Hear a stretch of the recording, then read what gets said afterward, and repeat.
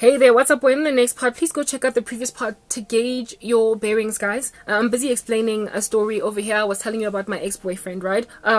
And in telling you about my ex-boyfriend, I'm trying to get to a point in particular to help you understand that we are at the end of days, and apart from Jesus Christ, attempts, ladies, to change men and make them better are going to become increasingly thwarted and worthless, because these men are going to get pulled away from you by influence, man caves, and all other different kinds of things. And the only place where you are safe is in the hands of Jesus, because he is the only one that can usher a man into your life that is basically self-regulating, and it's only self-regulating because the Holy Spirit dwells in him, and so therefore he knows to resist the general grain of what's going on in society in these last days. But outside of Christ, you will frustrate yourself with the initial good times that you had with a guy that you're with that will never ever come again. I promise you, they will never come back, but you will linger around for way too many years thereafter, precisely because you hope to restore the initial state that this guy was in. But once he gets taken over, he's taken over, and the only way out is Jesus. All right, yeah, anyway, so I was telling you about my ex-boyfriend and how it is that he had this criminal streak. He'd only ever dated these Jezebelian women,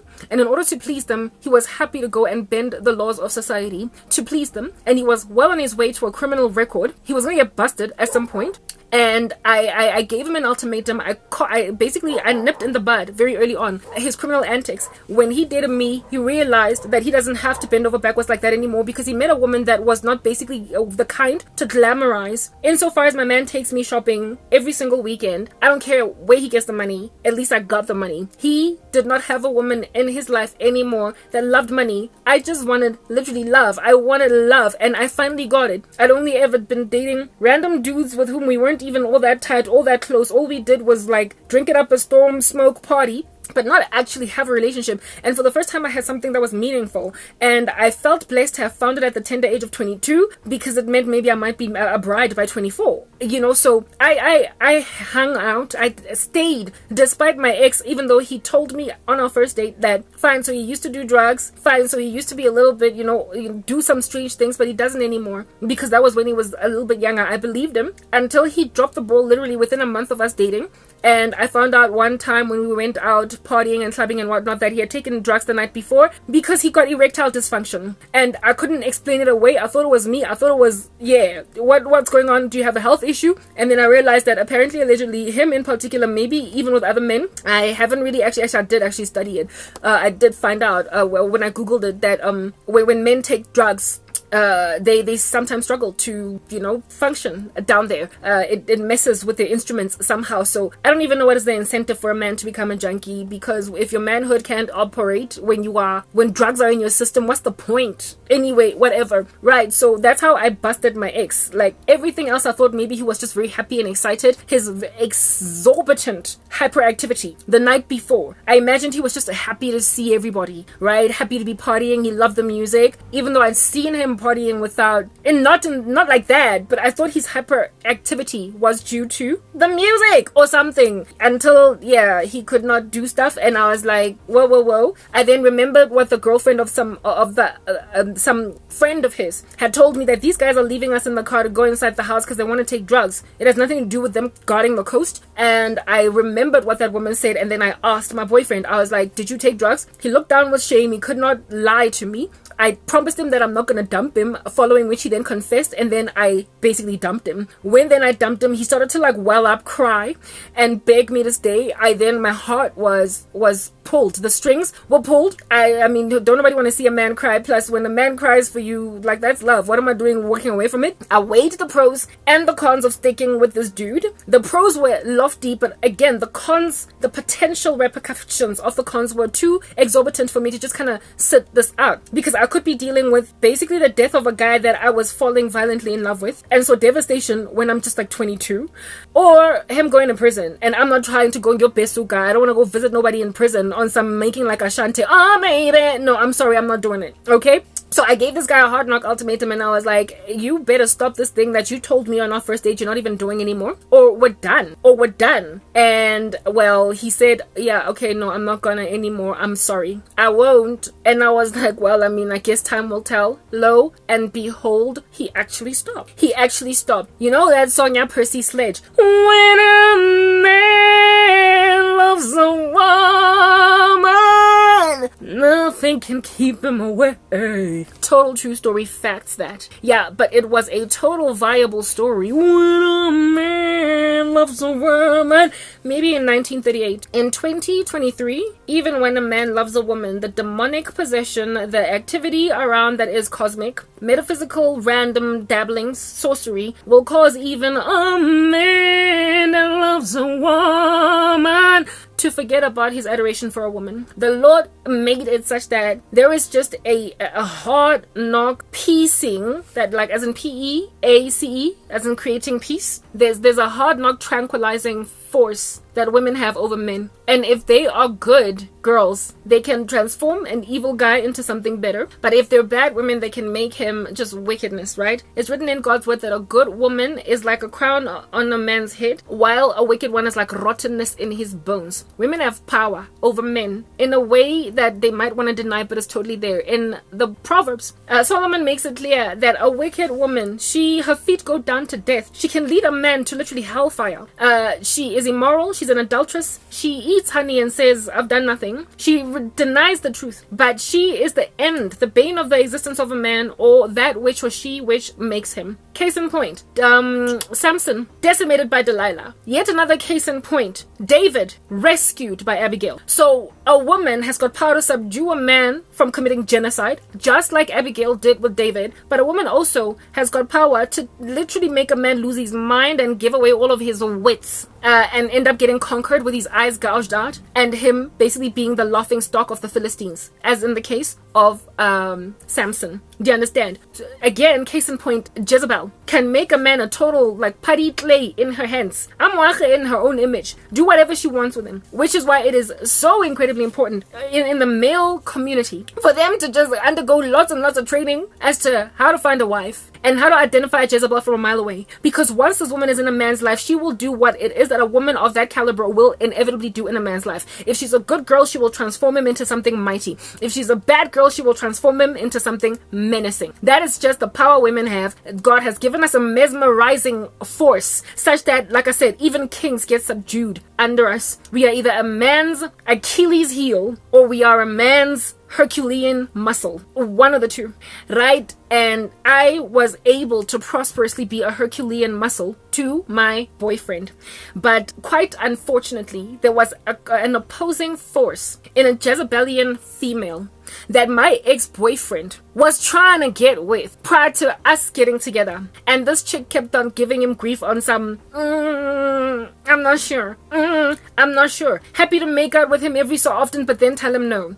And the reason why my ex-boyfriend was told no was because he was just this call center agent. And she was, she gave me money when I'm in need. She a gold digger. She was a gold digger.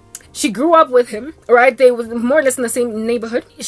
Wait again, before we even explain the bane of my existence through this Jezebelian female, let me just tell the story and then I'll eventually get to this gold digger. Okay? My boyfriend, in the beginning, you see, the thing about a Jezebelian woman, if at all, she passes up a dude because he doesn't have enough money. And then another woman comes in and takes him seriously and actually builds him, right? And is ride or die, wind beneath this guy's wings, and he starts to grow. Yo, Lamuntu, Ntinti. Have you ever seen a fly just kind of hovering around, all up in your grill, making a noise, hanging out on your food and stuff? She will be a pest. She will be a pest. And I got a pest. I had a pest. And guys, Yazzie, you know how to swat a fly when you know how to swat a fly, because you that girl. And don't nobody know how to swat a fly better than an actually truly virtuous woman. And a guy that is wise will not act a little dumbo and pass up or mess up with a woman that has been ride or die with him as Nanix for some Jezebel. So I eventually conquered this pest. But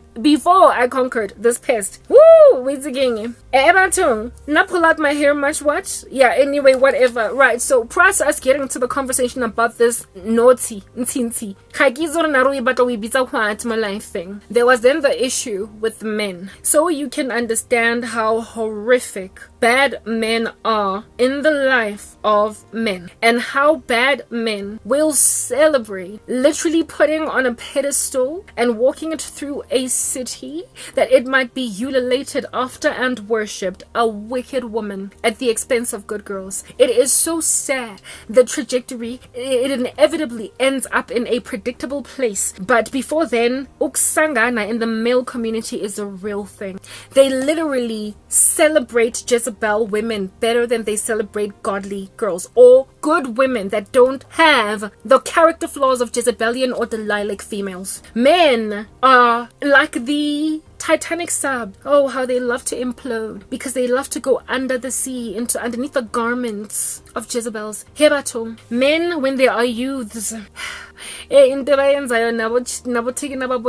the thing. The Jezebelian woman has no morals. She's also a flirt of note. Her tongue drips honey, and she knows how to titivate a man with lust. She drips it all over the show. And she is, like I said, women are electric, right? They are mesmerizing to men. And if you are coy and sweet, you will have a calm, stilling, mesmerizing power. But if you are a bad girl, you will have an electric and lightning striky type of mesmerizing power. And unfortunately, lightning is far louder than a tranquil ocean, or than a tranquil or a still lake. Do you understand? You are far more likely to catch a stray man just floating around in the sky, unfortunately, with manure, than you are with honey. It's unfortunate because they ultimately long for honey, but first they settle for manure. It's just such an inevitable thing that happens. So Jezebelian women, they have got a poignant, overbearing, loud-mouthed power over good girls, but for all of 5 seconds. And I am trying to counsel women to not be titivated by the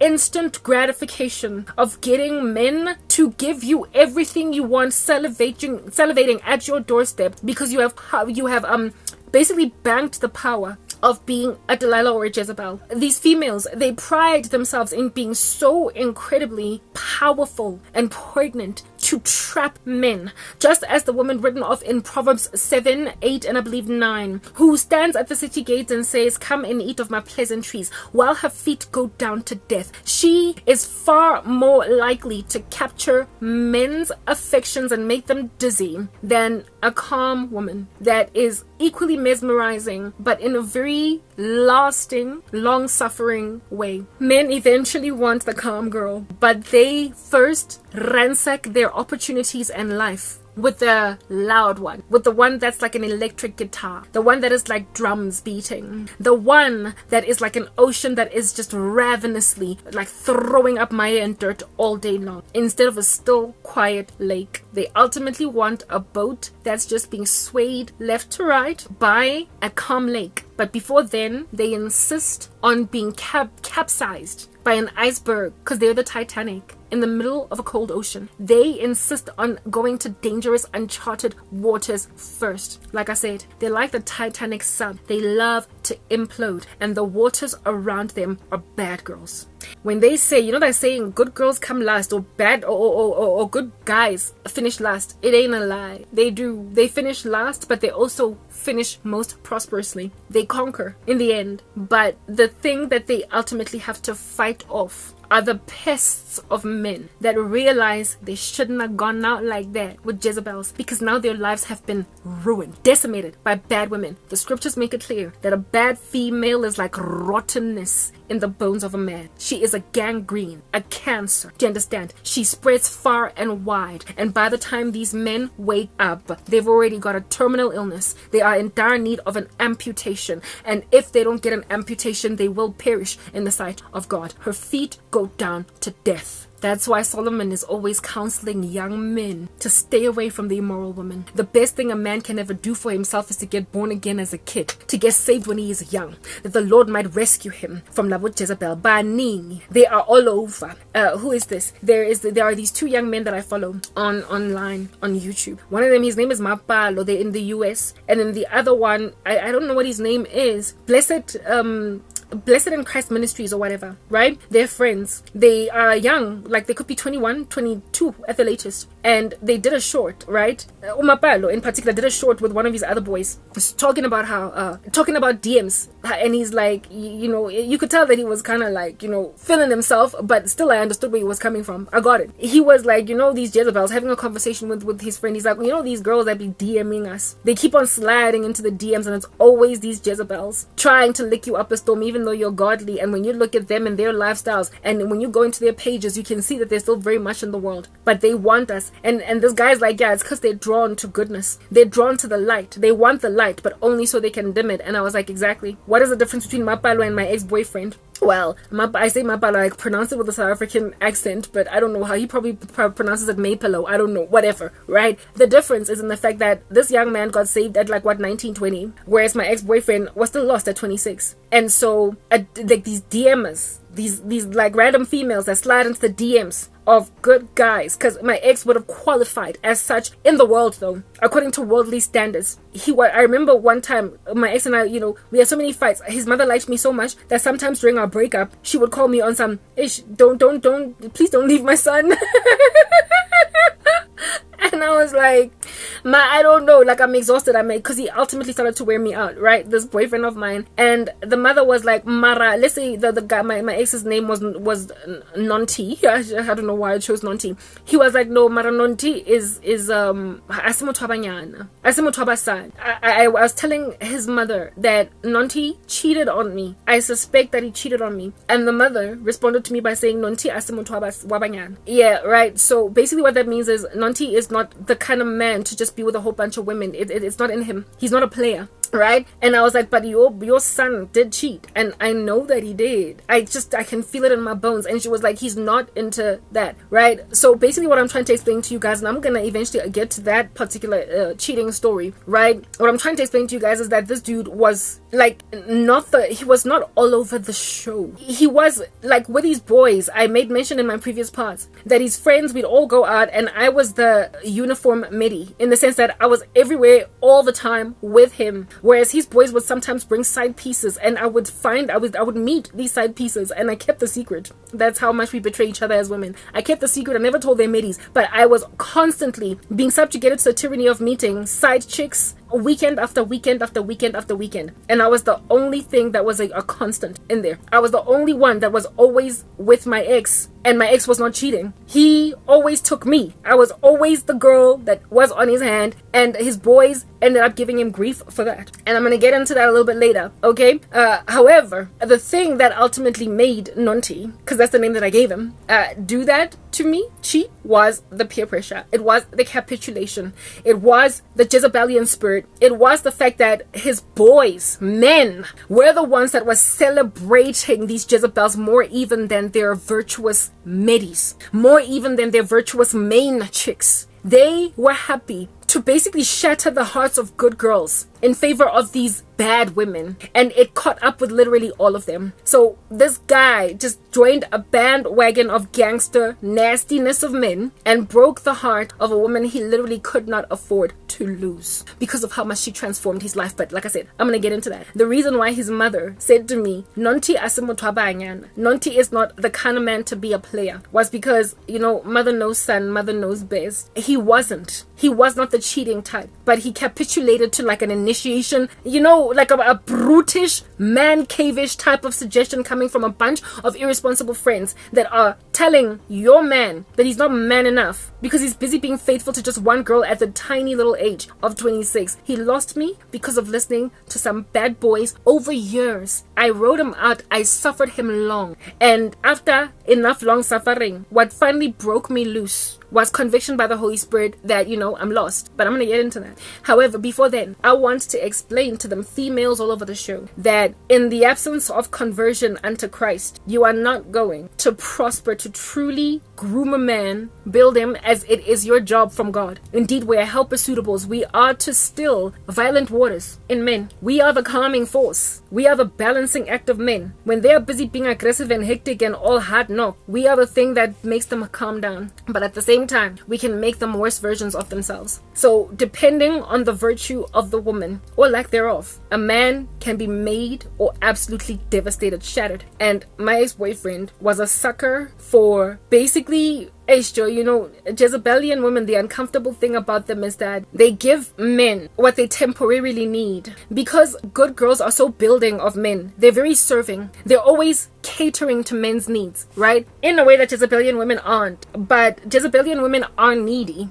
They're takers. And men, in order for them to feel manly, sometimes they feel like they ought to be the only ones providing in a relationship any kind of need. And these Jezebelian women are takers. And so they're needy. And so when these men cater to them, they feel needed. They feel needed. They feel needed. They feel wanted. They feel important to these women that absent of them, these women would probably fall apart. These women would not be able to basically get their next day's bread or whatever. However, ride or die women tend to be the ones catering to men's needs.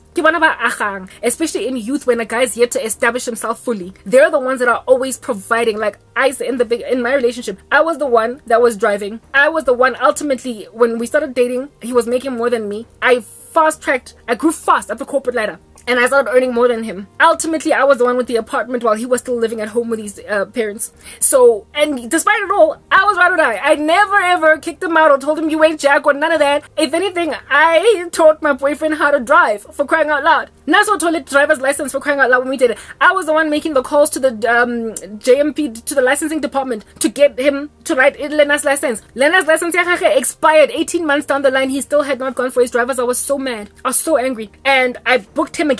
Learners, white taller. This time around I was like, you better get your drivers, and he did. So I was the one. It's like he was my child. I was the one that was catering to him. And like I said, he had a lot right. And so for me, it was like, this is worth working on in the future. We're gonna be cool. Whereas a Jezebel woman, a Delilah, no, you are here to give me. What are you bringing to the table here? I don't want a half-baked man. I don't want a man who's a guy that's not driving. I don't want a man that doesn't have his own apartment. I don't want a man that does not have this kind of salary or this kind of business running, thriving. I don't want a man so Jezebel will reject a man that is needy, but she will take a man any day now that will cater to her needs. And because men just have this desire to provide and to be needed, when then they are in relationships with ride or dies that are catering to their, temporary struggle, since we are all gonna get built and grow and you're gonna be a bigger man later. Because they feel so, they're not fulfilling their comprehensive manhood in this ecosystem, because this woman is just so comprehensively providing of much of what it is that are the basic holes in my life. She's filling them. I want to be needed. And that's how Jezebel women claw themselves into men that are ride or die. That's how these men end up cheating with just filthy women. That's how these men end up hurting good girls in favor of wicked women. These wicked women give men a sense of strength or girth when they are lowly. So what I experienced in my relationship, guys, was just terrible. I literally watched my ex go and cater call center salary to the needs of a Jezebel while he ignored some of my needs. It's like he was like, but you're strong, but she needs me. Yo, guys, it's like in my story, man. Is it king? Why? For days, okay. A man, his boys, friends of these human beings, they exacerbate the issue. They make it worse. And the uncomfortable thing about making the circumstance worse by these men that are the friends of your boyfriend is that low-key they covet, they envy. This is how male jealousy works. It's kind of different from female jealousy. When a man has got such a ride or die woman as that, they will give this man grief with this woman because they don't have her. They will low-key long after her. They will low-key wish they had her. Some of them might even go out of their way to actually have a crush on Imedi Gampinjabo. Have a crush on the main woman, on the girlfriend that is wife material of their boy, because they don't have that. They keep on roaming these streets with Jezebels. And when their boy has got a good woman that's putting him in a bunch, these guys will become saboteurs. That's how male jealousy works. They become saboteurs. They cost their friends good women. That's what I'm getting at. That's how male jealousy works. It's not like female jealousy where the girl will gossip you, compete with you over your career, over your makeup, your face beat, but gossip you like no man's business. Female jealousy is kind of tactless, It's weird like that. It's like, it's not cute, it's nasty, but male jealousy is subtle. It's subtle. They rarely ever compete with each other over possessions and how much money they make, jobs. With them, it's about the woman. If a man has got a good woman, his boys will sabotage that while helping him get his career right, while helping him get the business deal, so you will not even be able to spot it. You won't identify it. The only thing that you will pick up is how it is that men are downplaying a woman that you frankly cannot afford to lose. Downplaying her. And I watched that happen for years. It was a force I could not conquer. I couldn't conquer it, guys. I couldn't conquer it. It was stronger than me. The might and the force and the girth of his boy's influence was weightier than me, until it got to a point where God rescued me from it and showed me that, baby girl, you are never going to get this man back the way that you had him in the beginning of your relationship, because the good work that you did in him, as soon as his boys observed it, they started to chip away at the obvious, generous, beautiful provision that you were in their boy's life, and they have been sweeping you out brick by brick. They've been bringing you down brick by brick. And it's not that his boys don't like you. If anything, if any of them were to get you, they would run off into the sunset. Ngawe bakchathe today. If your boyfriend were to pass away, one of these boys would very quickly try to be there to comfort you, help you get through the pain, so that maybe he can be the one to slip in next. You are such a good girlfriend to your man that his boys, because that's how men compete, are prepared, will literally work tooth and nail to rob their friend of you, so they can all just be in a nice little cesspool of settling for a Jezebel. They all had better middies than that. They had main chicks that were pretty much like me, but they gave their main chicks so much grief because all of them just kept on hurting their main women. And when my boyfriend would not join that bandwagon of insanity, they basically called him a wuss. Low-key. They undermined his manhood, treated him like he's not big enough to be one of the boys. It's like, what is this, high school? Yeah, no. And so I really could not get the end of, I never saw the end of sorrow in this regard with my boyfriend, because it was just downhill from there. And all I had were fragments, memories of how good it used to be in the beginning, of how I was actually really positively influential in this man's life, to a point where his grandmother and his mother were my biggest fans. They absolutely were besotted with me. Guys, you know, I never won my ex's family over by ukotisa nje hard knock. You know, like cooking, cleaning, showing the mother that you can bake. I never had to do any of that. I just had to be a force of positive influence in my man's life, such that his mother never even expected me when I was over go habona to even touch a dish. She treated me like a queen, because for her it was enough that I subdued her son. I basically made her son like David with Abigail. You know how David was about to commit genocide until Abigail walked up and stayed his hand from doing that. I did that. My ex was on a downward spiral. He was going to destroy his life. Njefela, he was aimless in life. He was 26 when I met him. I was 22. And then 26, like I said, not be the driver's license as a driver. He was working call center, just gathering dust in life, going through the modes. And when I came in, there was a positive influence and a positive, like he started to motion in a better direction. And it was, the transformation was so immediate. We fell in love so hard and so fast, and his change was so immediate that his mother, like all the things that women have to do to prove themselves to moms and dads and families, uncles and aunts, embracing you, cousins and the like, all the things that women have to do to basically prove that you should love more than any other woman that this man could ever bring home. The work that women put in, especially in the black community, the boyfriend, like pots and pans and everything, cooking it up a storm during family events. I never had to do any of that. Like proper, my knees never ever got browned or blackened from koroparing at all at any of the households of my family's extended family, or of my ex's extended family. Mengitandwa very ubiquitously in his family by the women.